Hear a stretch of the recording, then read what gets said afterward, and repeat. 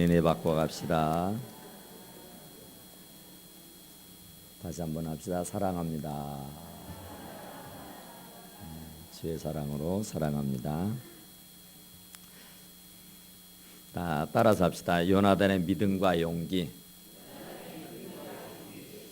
오늘은 요나단의 말씀이죠. 요나단에 주신 말씀인데, 이 요나단의 믿음과 용기와 믿음이 얼마나 대단한가 하는 것을 우리가 잠깐 보려고 합니다. 요나단은 사울 왕의 아들입니다. 그러니까 사울 왕이 이제 왕위에서 물러나면 자동적으로 이 요나단이 왕이 되어야 할 그럴 처지에 놓인 사람이에요. 그런데 요나단은 나라와 민족을 위해서 결단을 하는데, 나보다는 다윗이 왕이 되는 게 낫다 생각을 한 겁니다. 그러니까 나라를 위해서는 나보다는 다윗이 왕이 됐으면 좋겠다 생각하는 사람이에요. 그러니까 참 요나단은 보통 사람이 아니구나 하는 것을 우리는 알 수 있습니다. 자기 앞에 차려놓은 밥상을 남에게 돌린다는 것은 참 쉽지 않는 일이라 그 말이에요. 그런데 바로 요나단은 그 다윗에게 왕위를 물려주고 있다 그런 얘기예요. 그만큼 요나단은 참 겸손한 사람이었고 사심이 없는 사람이었다 하는 것을 말씀을 드릴 수가 있습니다. 그러니까 요나단은 참 된 사람이구나 하는 걸 느낄 수 있어요. 그러니까 자기에게 온 그 기회 중에 기회를 이 다윗에게 돌리는 것은 정말 보통 사람이 아니고서는 그건 아니죠. 그럴 수가 없는 거죠. 그런데 정작 이 요나단은 나라를 생각하는 마음에 정말 나는 아니다 해서 다윗이 왕위를 이어받는 것을 원했다는 것이죠. 그런데 또 그것도 이 다윗은 사울 왕 아버지의 원수입니다. 그러니까 아버지는 사울이 그 다윗을 죽이려고 얼마나 바둥바둥 애를 썼는지 알 수 없어요. 그러는데 아버지가 죽이려는 다윗을 자기의 아주 절절한 친구로 삼아서 함께 우정을 나누곤 했었다 그 말이에요. 아버지는 수단 방법을 가리지 아니하고 그 다윗을 죽이려고 했지만 그 요나단은 아버지의 원수인 다윗을 기회가 주어지는 대로 숨겨주고 감춰주고, 또 아버지가 죽이려고 하는 어떤 계략과 모략을 세우면은 바로 그 다윗에게 알려줘서 그 길을 피할 수 있도록 해주었다 그런 얘기입니다. 그러니까 참 요나단은 베를스러운 사람이구나 하는 것을 알 수가 있습니다. 정말 아버지와 같은 마음이 아니었고 아버지와 같은 그런 신앙이 아니었구나 하는 것을 우리는 알 수 있다 그런 말이에요. 그러니까 이 요나단은 참 어디를 봐도 참 괜찮은 사람이다 하는 것을 알 수가 있어요. 또 오늘 이 본문의 말씀에 보니까 요나단이 참 정말 보통 사람이 아니구나 하는 것을 알 수 있습니다. 왠고하면은 그는 정말 나라를 생각하는 마음이 얼마나 뜨거웠고 얼마나 열정적이었는지, 하루는 사울의 아들 요나단이 자기의 무기를 든 소년에게 이르되 우리가 건너편 블레셋 사람들의 부대로 건너가자 그랬잖아요. 아니 지금 전쟁통입니다. 죽느냐 사느냐의 기로에 놓여 있어요. 아차 잘못하면은 목숨을 잃을 수 있는 그런 형국이다 그런 말이에요. 그러는데 이스라엘은 군대가 없어요. 있다고 해도 오늘 본문의 말씀에 보니까 600명 가량이었다 그래요. 그런데 블레셋의 군대는 얼마나 많느냐, 바다의 모리알처럼 많았다 그러지 않습니까? 그러니까 수로 셀 수 없을 만큼이나 많은 군대였었다 그 말이에요. 마병이 있었고 또 병거가 있었다. 그러니까 이 마병과 병거를 다 합하면은 얼마나 많은 군대인지 이루 말할 수 없다 그런 말입니다. 그러니까 정말 어찌할 수 없는 그런 큰 군대란 말이에요. 그런데 자기의 군대는 아무리 봐도 600명 가량밖에 없었다 그런 얘기예요. 그런데 그들이 또 얼마나 군대가 군대 다 왔었느냐 하는 거예요. 무기가 없습니다. 그들에게는 창검도 없다 그런 말이에요. 고작 있는 것이 사울 왕과 요나단에게만이 칼이 있었더라 그랬습니다. 그러니까 무슨 철로 만든 어떤 것도 하다못해 농기구마저도 없던 시절이었었다 그런 말이에요. 그런데 그런 와중에 있었던 요나단이 자기의 무기를 든 소년과 함께 블레셋 이 병사들이 진을 치고 있는 그 적지에 뛰어들기를 원했다 그런 말입니다. 그러니까 이게 보통 사람으로서는 그럴 수가 없죠. 정말 죽기를 각오하지 아니하고서는 이럴 수가 없습니다. 누가 봐도 이것은 허무맹망한 짓이라 그 말입니다. 이건 만용이라 그렇게 말할 수 있습니다. 이건 속된 말로 미친 짓이다 이렇게 말할 수 있을 거라 그 말입니다. 그런데 어떻게 사리가 분명하고 확실한 이 요나단이 제 죽을 줄 모르고 어떻게 적지에 뛰어들기를 원했었느냐 그런 말입니다. 과연 그가 만용을 부렸을까? 아니면 정말로 바보 천치였기 때문이었을까? 절대로 그는 어디를 봐도 바보 천치는 아니었고 그 또한 만용을 부릴 만한 그런 사람은 아니었었습니다. 그럴 사람이었다면 다윗을 죽이고 자기가 왕위를 쟁취하고 말았을 것입니다. 그런데 다윗에게 왕위를 내어줄 만한 그런 너그러운 아랑을 가지고 있었던 사람이었다 그런 말입니다. 그런데 그가 이 적지에 뛰어들 수밖에 없었던 것은 뭐냐? 아무리 봐도 그는 믿음이었었다고는 결론을 얻게 되는 줄로 믿습니다. 그런데 여기에 보니까 아버지에게는 아뢰지 아니하였더라 그럽니다. 아버지에게는 말씀을 드리지 아니하고 그냥 독단적으로 행동에 옮겼다 그런 말입니다. 이게 대체 가능한 일이냐고 말이에요. 전쟁통입니다. 바로 이 총사령관은 아버지 사울 왕이었어요. 그러면은 지휘관이요, 자기를 지휘하는 지휘관 총사령관인 사울 왕에게 여짜여짜해서 내가 그 적지에 뛰어 들어가서 어떻게든 내가 해치기를 열리니까 그리 아시라고 말씀을 드릴 수 있었겠죠. 그런데 말씀을 드리지 않았다 그럽니다.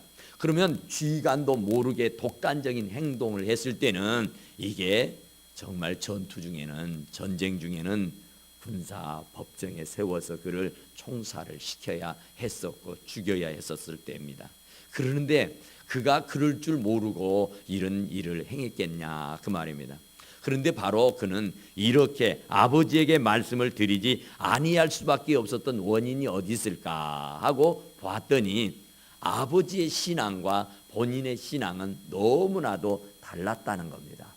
분명 이 요나단은 오직 하나님을 향하는 열정과 믿음의 행동이었다고 봅니다. 그러면 이 요나단이 믿음의 행동을 옮겼을 때에 그 아버지 사울은 그를 후원해주고 그를 인정하고 그를 내버려 뒀겠느냐 그 말이죠. 죽어도 그는 보내지 않았을 것이고 이유여하를 막론하고 그의 발을 묶어두었을 것이다 그러죠.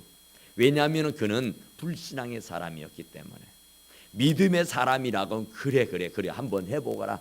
하나님이 함께 하시면 분명 이길 수 있다. 하나님이 함께 하시면 능치 못할 일이 어디 있겠느냐. 그래 할 수 있어, 해봐라, 이렇게 얘기했을 것 같아요. 그런데 사울은 어디를 봐도 그만한 믿음이 없어요. 그러니까 그런 아버지에게 그런 사정을 아뢰봤댔자 10중 팔고 발목을 붙잡고 그의 앞길을 가로막을 것이 뻔했었던지라 바로 요나단은 아버지에게 말씀을 드리지 아니하고 적지에 뛰어들게 되었더라 그런 말입니다. 왜 그가 아버지에게 말씀을 드리지 않았느냐 하면은 이전의 사건을 비추어 보면은 분명 이해가 되고 남음이 있습니다. 사무엘 선지자가 이 사울에게 내가 일주일 뒤에 올 테니까 내가 오도록 기다리라고 그랬댔습니다. 그러면 그 말씀을 의지해서 그분이 오시기까지 학수고대하며 기다려야 옳았습니다. 그런데 기한이 찼는데도 사울이 기다리는 사무엘은 오지 않았어요. 그래서 어쩔 수가 없었다고 말하죠. 왜? 바로 블레셋의 군대가 총동원을 해서 바로 적이 자기들을 침공해 오고 있기 때문이었다고 생각했습니다.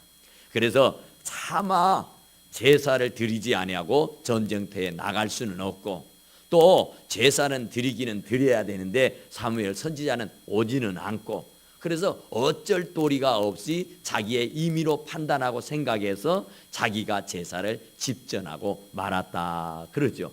그러니까 자기가 제사를 집전해야 할 일은 아닙니다. 하늘이 두 쪽이 난다 할지라도 당신은 제사 드리면 안 되는 겁니다. 그 일은 오직 선지자, 제사자 사무엘에게 주어지는 일이었었습니다. 그러면 사무엘이 올 때까지 기다려야 했습니다. 설령 안 온다 할지라도 올 때까지 기다려야 했었어요. 왜냐하면 사무엘이 오도록까지는 블레셋이 이스라엘을 어찌할 수 없을 거라. 하나님이 우리나라를 붙들고 계시는데 저것들이 우리를 어찌하겠느냐 하는 그런 절절한 믿음이 있었다면은 그는 끝까지 아무리 환경이 열악하고 상황이 좋지 않게 가고 있다 할지라도 그는 흔들림 없이 주님을 기다리듯이 바로 사무엘을 기다리고 있었어야 했었습니다.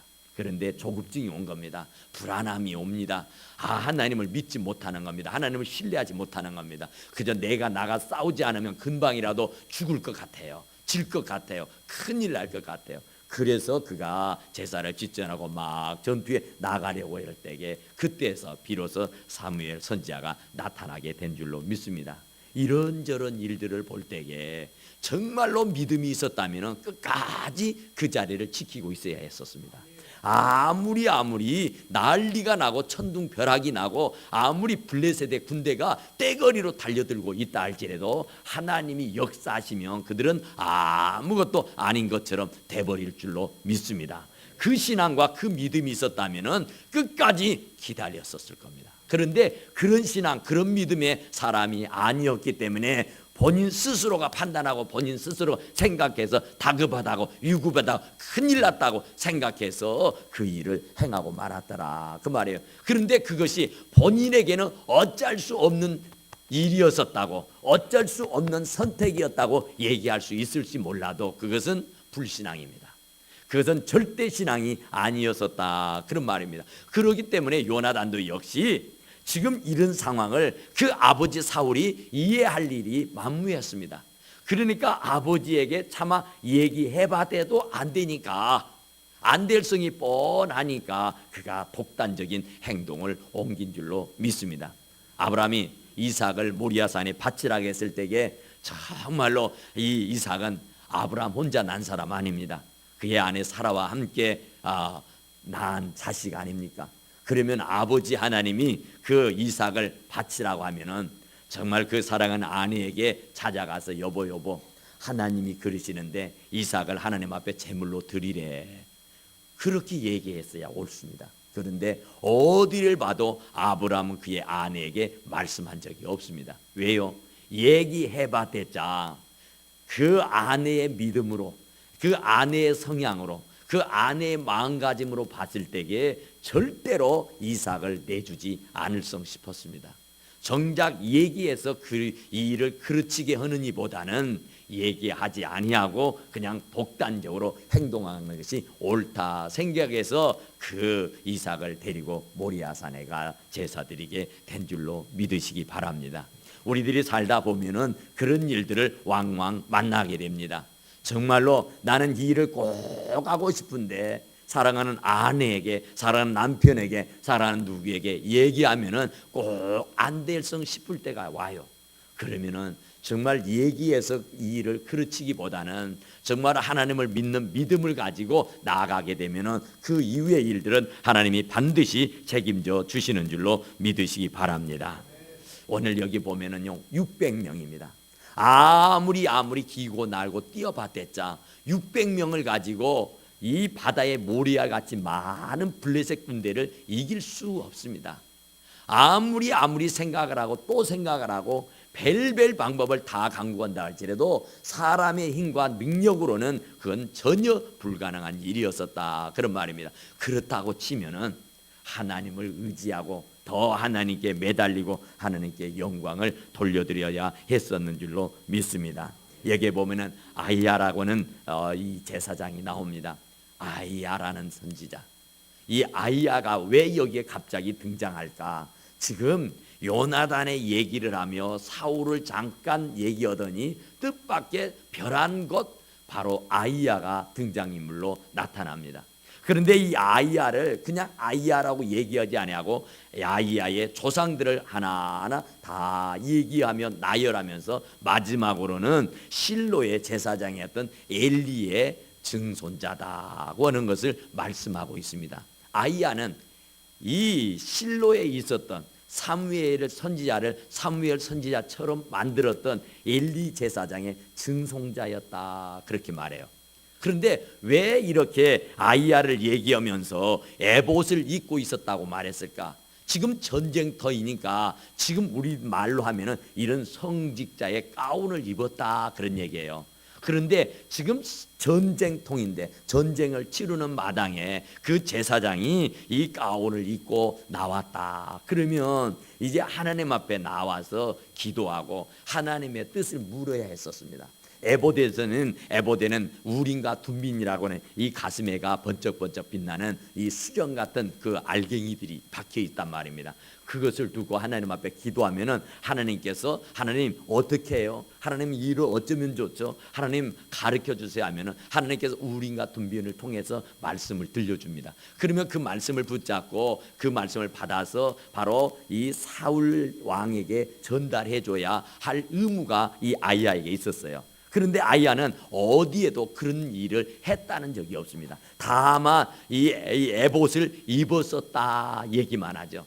그러니까 에봇만 입고 있었지 능력이 없었다고 말해요. 에봇만 입고 있었지 제사장의 역할을 안 했다 그런 얘기입니다. 그러니까 바로 실로에 있었던 엘리 제사장의 증손자다. 그러니까 그 나물의 그 밥이다 하는 것을 지금 얘기하는 겁니다. 그러니까 여러분 정말로 그 조상들을 왜 거론하느냐 이 말입니다.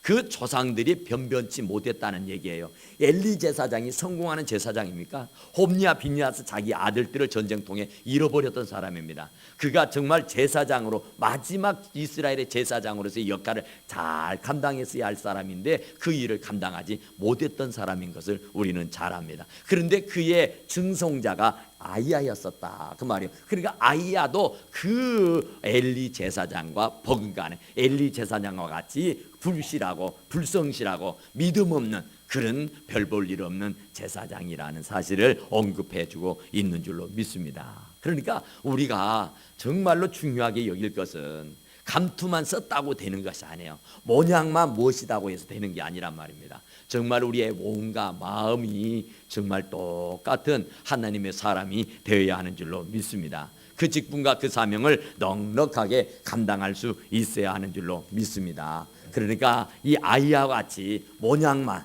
아이야 같이 직분만, 아이야 같이 이름만 갖고 있는 사람이 아니라 정말로 이름에 걸맞는 하나님의 사람들로 살아갈 수 있기를 간절히 축원합니다. 그 다음에 또 보니까 여기에 실로에서 여호와의 제사장이 되었던 엘리의 증손이었다 그러죠. 그러면서 백성은 요나단이 간 줄을 알지 못했다 그래요. 바로 이 블레셋 그 전투가 벌어지고 있는 블레셋의 적지에 가만히 몰래 숨어 들어간 겁니다. 그러니까 아무도 그가 그 적지에 뛰어들어간 줄을 몰랐다 그러죠. 감쪽같이 아무도 몰래 정말 감쪽같이 사명을 감당하고 있는 모습을 보게 됩니다. 우리는 참 안 알아준다고 서운해하고 섭섭해하고 알아주라고 난리를 치잖아요. 이 바리새인들 서기관들을 예로 들면서 참 사람들이 보는 앞에서는 헌신도 하고 봉사도 하고 충성도 하는데 사람들이 보지 않는 데서는 아무것도 하지 않는 무가치한 정말 아무짝에도 쓸모없는 그런 사람으로 전락해버리는 것을 봅니다. 그러면서 이 바리새인들 서기관들을 향하여서 이 독사의 자식들아 그러죠. 그러면서 그들을 향해서 책망하는 것은 바로 허울대기만 이름만 그냥 모양만 겉만 거칠어 하고 있는 이런 이중인격자들을 이제 하나님이 정책하고 말씀하고 계시는 줄로 믿습니다. 그런데 여기 보니까 요나단이 블레셋 사람들에게로 건너가려 하는 어귀에 길목에 요새가 있었다 그런 얘기예요. 그러니까 이제 그 요나단이가 그 몸종 하나를 데리고 그 블레셋 진영으로 쳐 들어가려고 하는데, 가만히 잠입해 들어가려고 하는데 이게 쉽지 않습니다. 양쪽에 크나큰 바위산이 자리를 하고 있어서 한쪽은 아주 미끌미끌해 가지고 발 딛고 가기가 여간 불편스럽고 힘든 것이 아닐 수 없었습니다. 또 한쪽에는 아주 엉겅퀴 가시밭이어서 도저히 그 가시밭길을 헤치고 가기가 보통 힘든 일이 아니었었다 그런 말입니다. 그러니까 아무리 사명자의 길이라도, 아무리 선한 사업을 위해서라도, 아무리 주님과 복음을 위해서 사는 사람이라도 우리들이 가는 길에는 이렇게 협곡이 있는 줄로 믿으시기 바랍니다. 미끌미끌해서 탄탄대로로 가지 못하는 경우가 있다 그런 말입니다. 우리들이 가는 그 길이 정말 가시밭길 같기도 하다고 하는 사실을 말씀하고 있는 줄로 믿습니다. 그가 자기의 영예를 위해서, 자기의 안달을 위해서, 자기의 어떤 명예와 자존심을 위해서 싸우러 간 것 아니지 않습니까? 나라와 민족을 위해서 자기의 목숨을 내던지고 가는 길이었지 않습니까? 그런데도 불구하고 그 앞길은요 너무너무 험산줄령이었었다 그 말입니다. 정말로 장애물이 그 앞을 가로막고 있었다고 하는 사실을 말씀해주고 있는 줄로 믿습니다. 그러니까 우리들이 가는 그 길이 정말 평탄하면 얼마나 좋겠어요. 그런데 하나님의 나라를 가는 그 길이 좁고 협착하다고 주님은 말씀하고 계시는 줄로 믿습니다. 그러니까 그 좁은 길일지라도 우리는 절대로 낭망하고 실망하고 포기하지 말고 굳굳하게 믿음으로 나아가 승리할 수 있기를 간절히 축원합니다. 바로 요나단이 정말 홀로단신 그 큰 군대 앞에 들어가서 결국에는 성공합니다. 결국에는 그 전투를 승리로 이끌어오게 되었다 그 말입니다. 수십만의 군대와 싸워 이겼다는 얘기입니다. 왜요? 정말로 그가 힘으로는 안 되고 능으로는 안 됩니다. 그러나 하나님의 힘으로는 다 가능한 줄로 믿으시기 바랍니다. 사람이 죽고 살고 하나님의 손에 달렸습니다. 사람의 승패는 하나님의 손에 달려있는 줄로 믿습니다.